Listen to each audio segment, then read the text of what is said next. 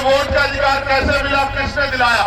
ये वोट का अधिकार 1919 के बाद बाबा साहब अम्बेडकर ने इसका कानूनी सभा बना के और मेमोरेंडम दिया और उस मेमोरेंडम की जांच करने साइमन कमीशन आया और साइमन कमीशन की रिपोर्ट के आधार पर गोलमेज कॉन्फ्रेंस हुआ और उस गोलमेज कॉन्फ्रेंस में बाबा साहब अम्बेडकर ने आपको, मुझे और मेरे जैसे करोड़ों लोगों को वोट का अधिकार दिलाने का काम किया। देश की हर महिला को वोट का अधिकार दिलाने का काम किया।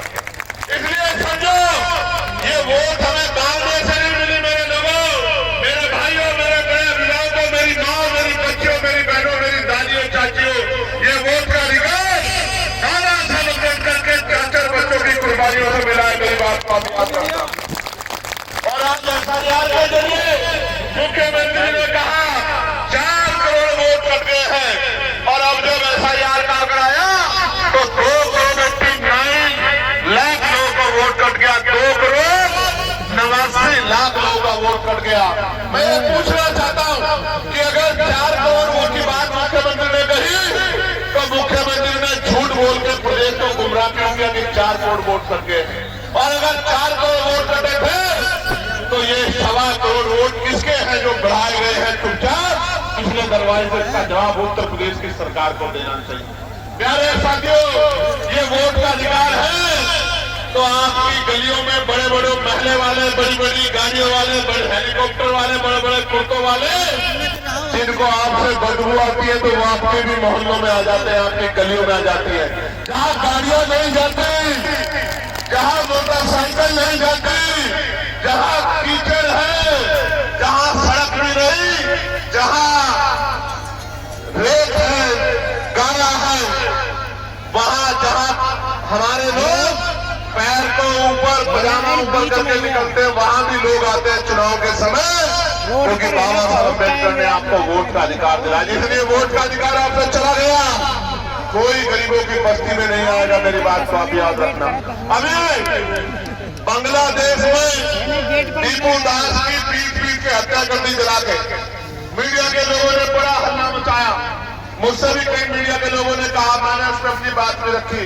मेरा कलेजा छन्नी होता है जब टीपू दास को वहां मारकर जलाया जाता है, मेरा कलेजा छन्नी होता है।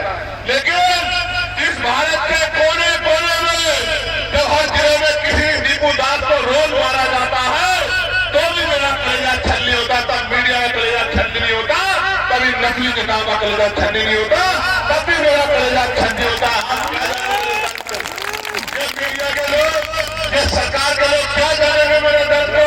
जब राजस्थान में मटकी छूने पे इंद्र मेघवाल को मारा जाता है, जब मुझे रखने पे जितेंद्र मेघवाल को मारा जाता है, जब ओम प्रकाश रैगन फांसी लगा देता है, जब पूरे प्रदेश में, उत्तर प्रदेश में मेरी बच्चियों को नोचा जाता है, उनके कपड़े फाड़े जाते हैं, तो मेरा कलेजा छल्ली होता है। तुम्हें क्या पता मेरे दर्द का? एक दिन चंद्रशेखर आजाद इन गरीबों की ताकत से आगे बढ़ गया, किसी गुंडे की हिम्मत नहीं होगी मेरी बच्ची की तरफ आंख उठा के देख ले। याद रखना,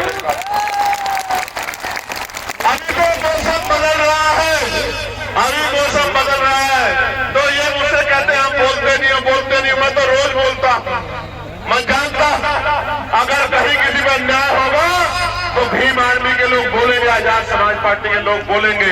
लेकिन मैं आपसे जानना चाहता हूं, जब आप भूखे सोते हो तो क्या किसी महल वाले को दुख होता है क्या? जब आप प्यासे सोते हो, प्यासे रहते हो, किसी बड़ी गाड़ी वाले को दर्द होता है क्या मेरे लोगों?